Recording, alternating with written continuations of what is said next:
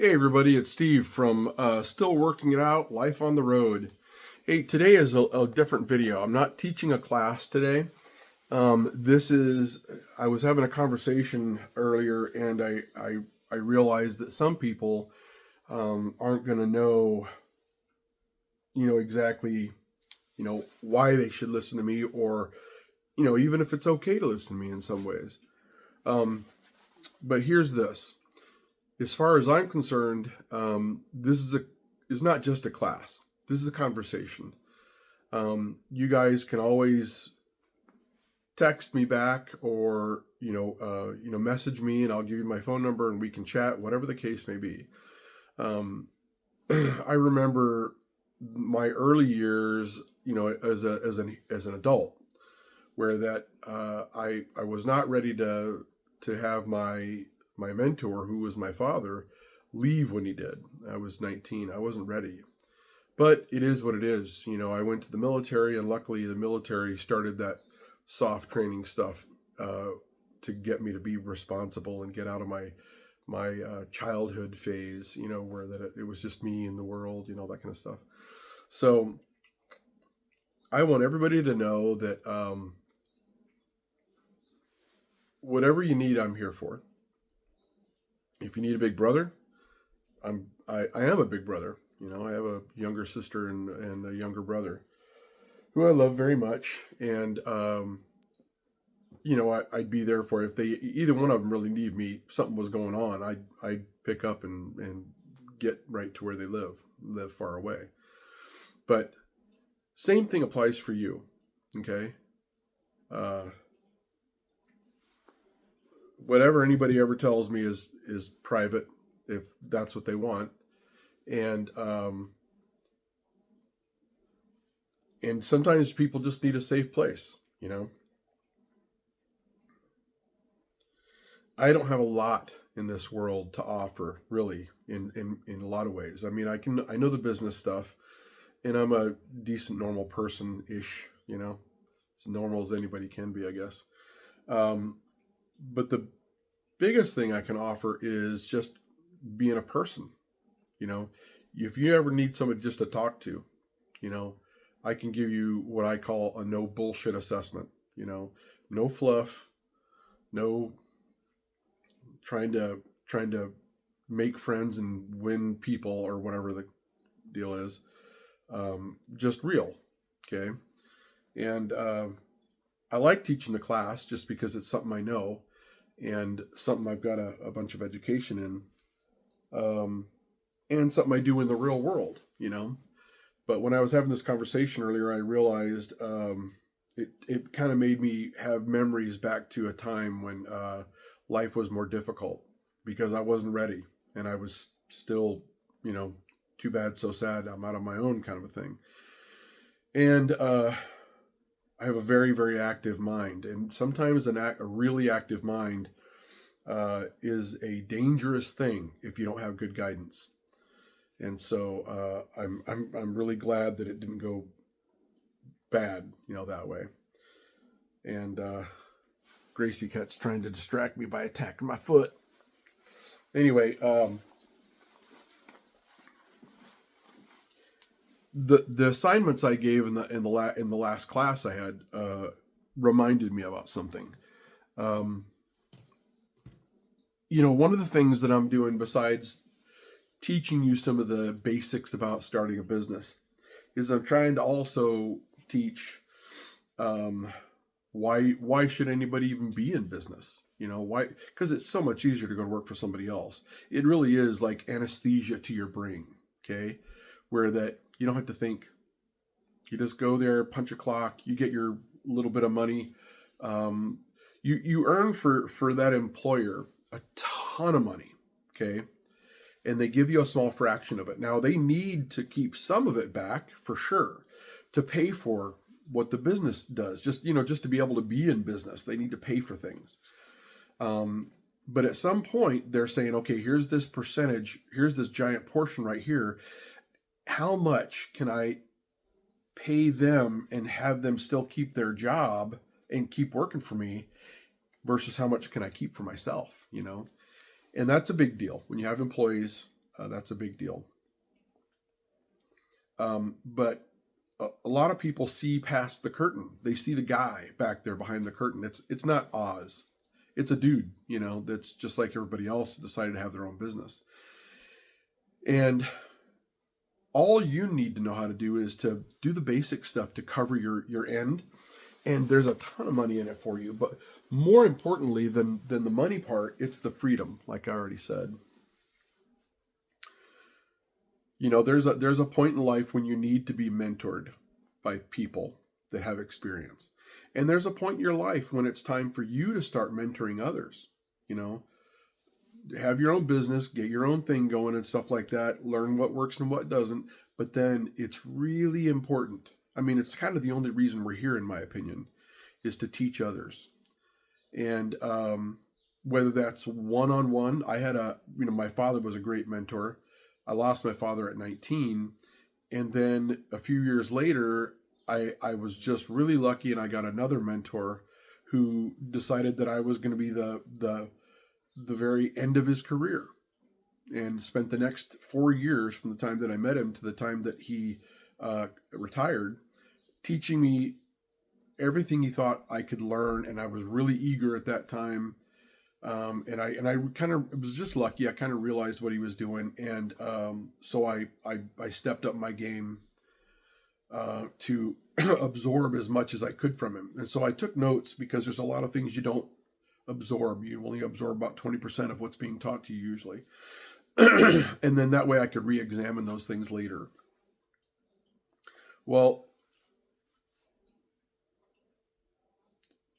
I believe that it's your destiny. And that sounds big, but you need to learn how to do stuff, experience how to do stuff, and then teach it to others, whether it's your kids or whether I don't have any kids. So I teach others, and I know people that are really, really high up in business, that, they've got some stuff to teach, but they don't have some of the things to teach that I have to teach, and I'm not nearly as high up in business as those people are.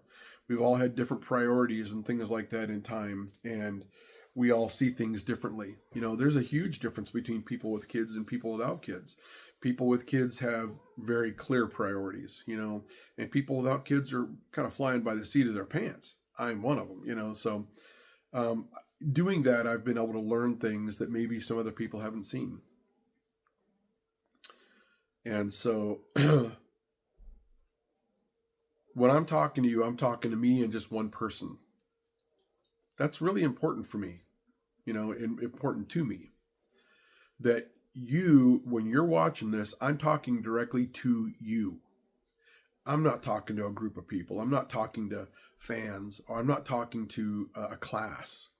I'm talking to you, just you. And if you need extra, that's what the comments are for. Say something to me and we'll chat. We don't even have to talk about what I do. We don't have to talk about any of that kind of stuff. We can talk about life. I've had a lot of life, and I've experienced, they say the greatest teacher in your entire life will be tragedy and sorrow. And I've had plenty of that in my time. I could write a book, but I'm not on that. I've tried to several times, and it just always was too depressing. So I was like, nope, I'm out. But, this is a way that I can selectively use experiences that I've had to help others when they are going through something. I would have appreciated that when I was going through stuff, and stuff. And even just sometimes being at a certain age or having to start over, which I've done over and over again, which is why my channel is called Still Working It Out. Sometimes you just have a hard time knowing what the next step, or which direction that the next step could go. You're sort of like on a road, and then it suddenly splits like 5 ways. Which one do you choose? That's a big deal, because if you go one path, and you might walk for weeks and then find out, oh crap, this was the wrong way, and then you got to go all the way back and then choose another one. And I've done that a lot. And I've had to do a lot of backtracking in my time. And I can save you some trouble. There's sometimes where I won't know the next step.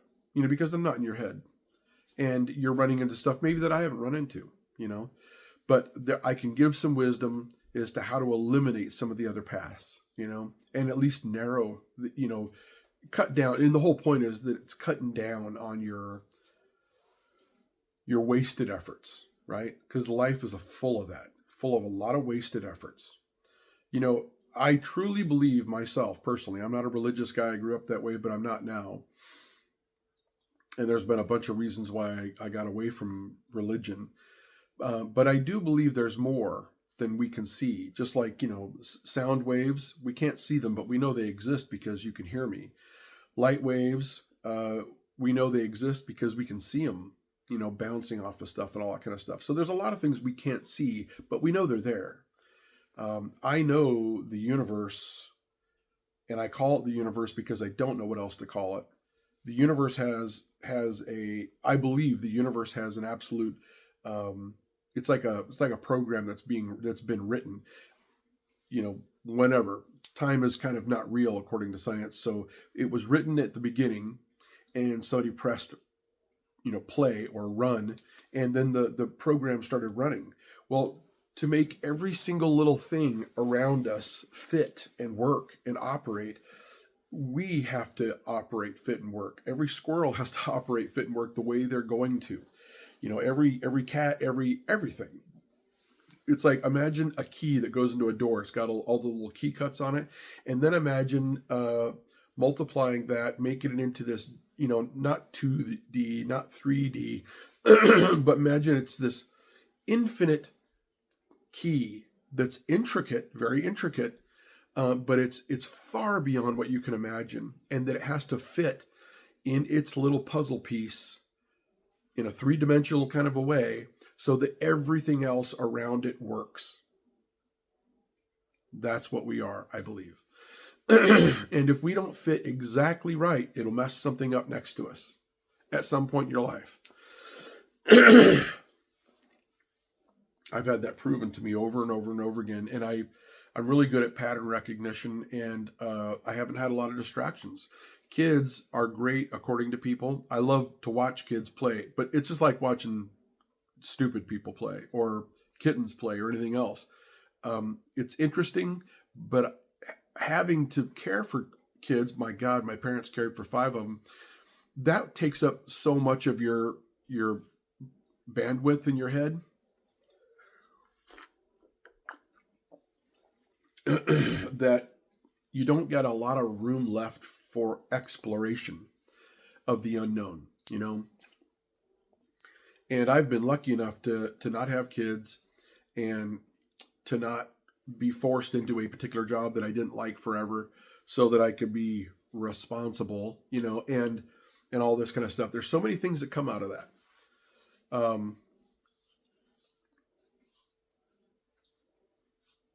But I believe that our lives are laid out in front of us the way it is. Now, the problem is we fight that. I had an idea that, the old joke is, if you want to make God laugh, tell him your plans.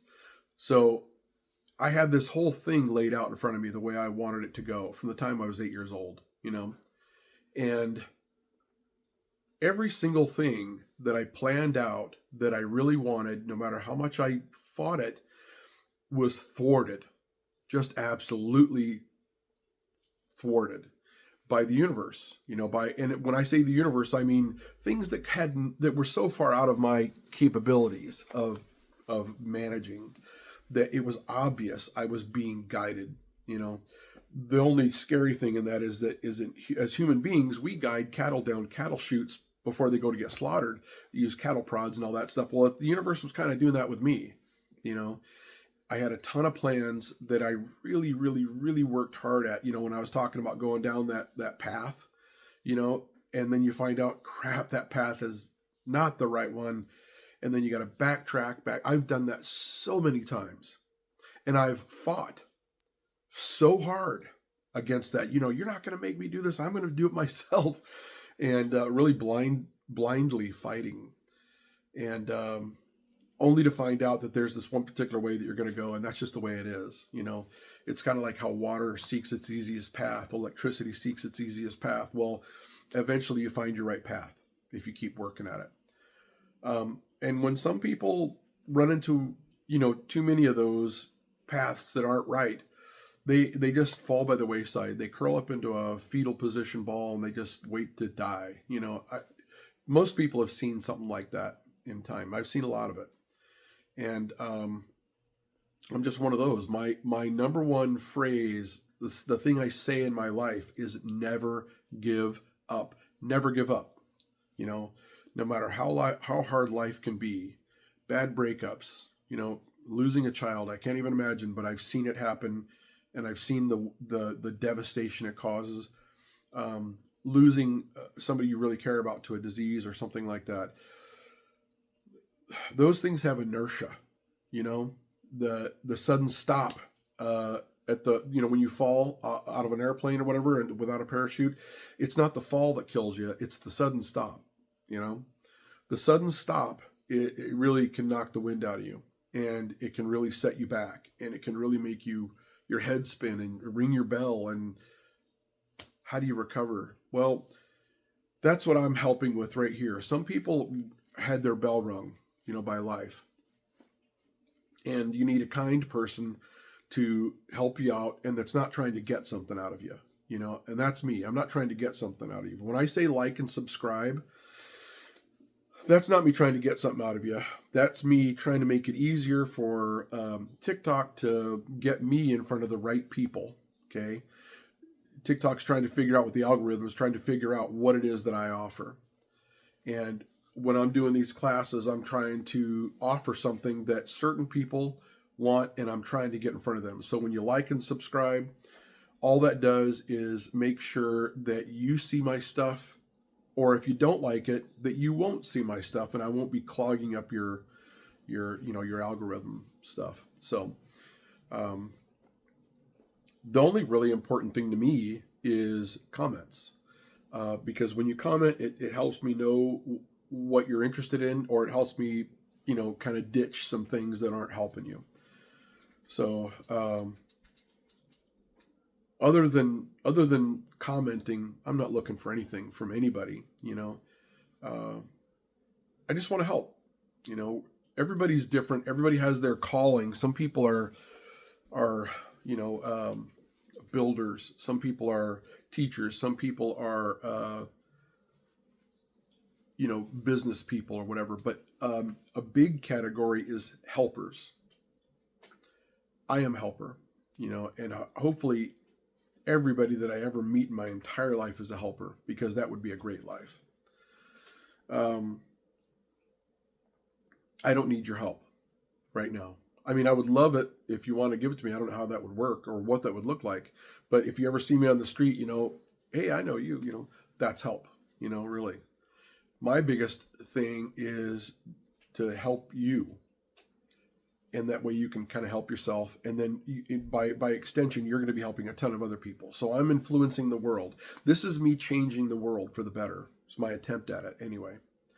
And I've got a few irons in the fire that way, trying to change the world for the better, because there's plenty of bad stuff happening at all times.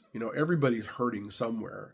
And so it's kind of like with me and my wife, on days that she's having that's bad, hopefully that's a day that I'm having a good day, and I can help her, and vice versa. If I'm having a bad day, or if I'm tired, or who knows, have a stroke or something like that, those are the times when she's capable, and she's, that's how you have a partnership. But imagine if the world was surrounded you with people like that. You always got to help when you're able. Because there is those times when you're not able and you need help. And it's great if the world, reciprocates and helps you back, So the more you do that, the more that spreads, because it looks good. When somebody's doing the right thing, it looks good on them, And other people are like, damn, that guy looks cool. Or damn, that girl, she's doing a good job. I admire that. And then I want to be that. People always talk about karma. I don't know if karma is real. The concept of real, actual karma, it has always seemed to me like it's mathematical. I'm not a big math person, but I understand, the law of large numbers kind of a thing. Okay. Mathematical in karma is, they always say if you do good things will happen for you. And that's true in a mathematical sense, if nothing else. This is something I can actually prove. Because imagine this, you're in a room full of 100 people. If you're smiling and being cool and helping people out, other people around you are going to say, "Oh, that's cool. I like that." Now, there might be some people that don't care about it. There might even be some people that are just having a really bad day that you just aggravate them, but it's not going to be that much. Most people admire that kind of stuff. And so they're going to be like, "You know what? That looks cool." Or, "You know what? I admire that. I want to do that too." And so you're putting this good thing out, and it's contagious and it spreads. And, the next day you might be having a bad day. Somebody kicked you in the face. Who knows?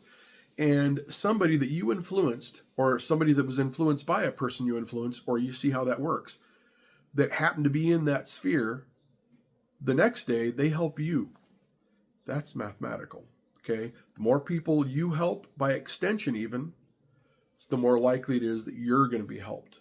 That's how karma really works, in my opinion. Now, karma may be more than that, but I can't tell. I don't have that kind of brain at the moment, I guess. But I can prove it mathematically, because the more it is in the area, the more likely it is to come back to you, right? And you can, one single person can start a fire. And when I'm talking this way, I'm not talking destructive fire. A fire starts in one spot and it spreads, right? One person can affect all this other stuff. How many forest fires, unfortunately, this is a bad analogy, but how many forest fires were started by one accident in one spot, and it burnt millions of trees? Well, in a good way, that same thing's possible. You can start something that spreads and is a positive thing, and that's what I want to do. So I'm talking directly to you. If you need what I offer, awesome. If you don't need what I offer, man, I appreciate you're checking it out or whatever, but at least consider it. At least consider doing the right thing. And the right thing is just whatever you wish somebody would do for you on your worst day and help you out, or when you've got too much to carry, maybe they'd offer to help carry stuff for you because they got nothing in their arms. See what I'm saying? Or, we've all had too much to carry before. And imagine that if people just walked up and said, "Hey, could I carry some of that?" Or, "Hey, why don't I switch you out for a minute? Let me give me a break. You're working your ass off and it's obvious you're worn out. Let me take over for a minute." Wouldn't that be neat if a stranger did that for you? Be that stranger. That's an amazing gift the universe can give, and it only requires you to start it. Well, I really appreciate everything you guys do for me. And you give me a way to start my own good fire, right? I cause trouble too. I wear a Black Lives Matter bracelet. When the Ferguson stuff was happening and other horrible events were happening, once I saw that it was a thing, I didn't realize it was a thing in today's day and age. I lived up north and I never saw it. But once I saw that it was a thing, I started being a person that started causing good trouble, And yeah, I'm I'm a loudmouth when it comes to something like that. I'm a helper. During the Black Lives Matter thing, I was wearing, I have 4 or 5 T-shirts now, still from then, that I would wear every day. I had my own business, and I would go into, like Home Depot or places like that to do my shopping and things, standing on top of a roof, putting in, and I had my Black Lives T-shirt on. I went to a local event at my little town that I went to high school in, and I wore that shirt, and people right after, and I wasn't wearing it for black people to like me, because I see that sometimes. I was wearing it for old white guys that looked like me to say, why in the hell? And I was actually, in a way, I was kind of trying to start fights. not physically, but I'm just letting them see that an old white guy can walk around and wear that shirt. And you wouldn't believe how many people came up to me and said, "Why are you wearing that?"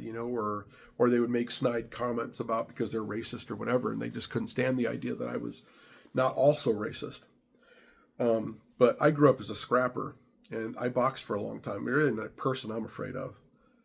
And I can't tell you, in Home Depot was my prime hunting grounds.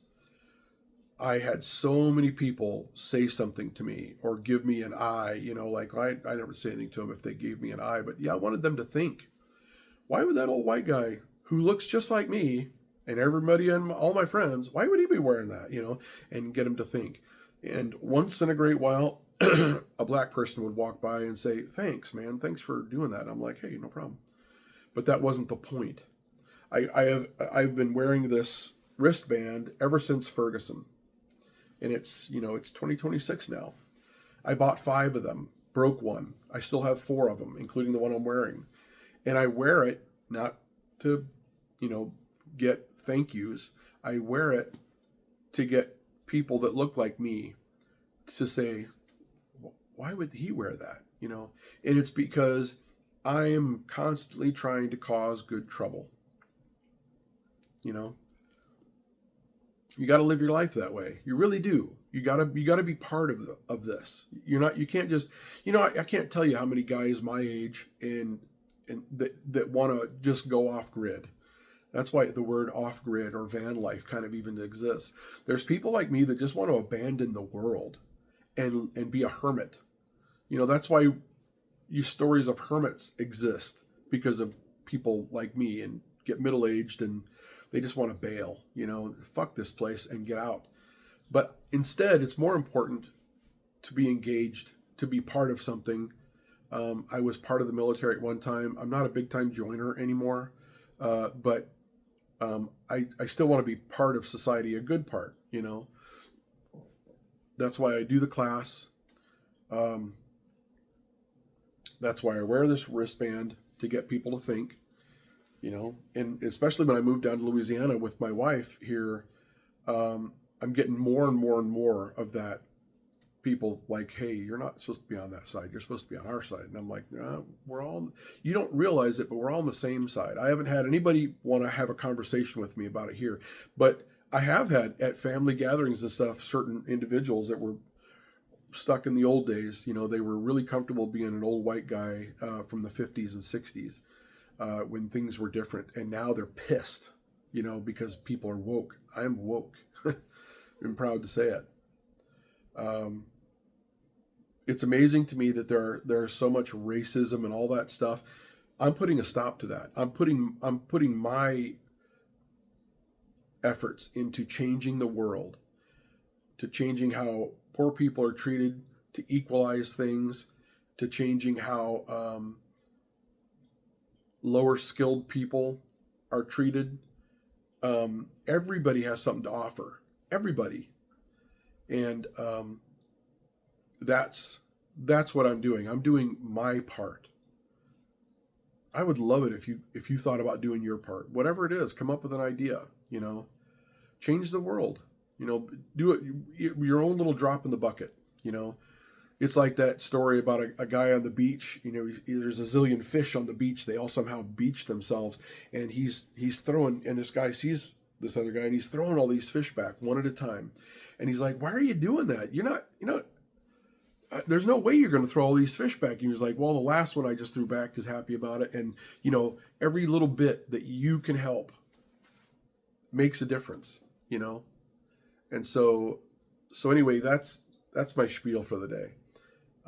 Something reminded me of it. I wanted to be able to convey that. I'm here for you, and you're all my little brother or little sister or brother. You don't have to be little, You need some guidance? That's cool. I'm not here to be your daddy, but I'm absolutely happy to guide you. I don't want anything from you, and I just want you to be okay. And you are going to be okay, no matter what. You're going to be okay. Sometimes people just need to get out of their own way, stop hurting themselves, and let life be life. And things will work out. Things are going to work out. Don't give up on yourself. You're the best thing. You're way more than you think you are. Don't give up on yourself. Anyway, that's been 30 minutes, so I'm out. Like and subscribe, and most of all, please comment something, even if it's fuck off, man. Comment. I'll try my best to fuck off. So anyway, thanks, guys. Don't give up on yourselves.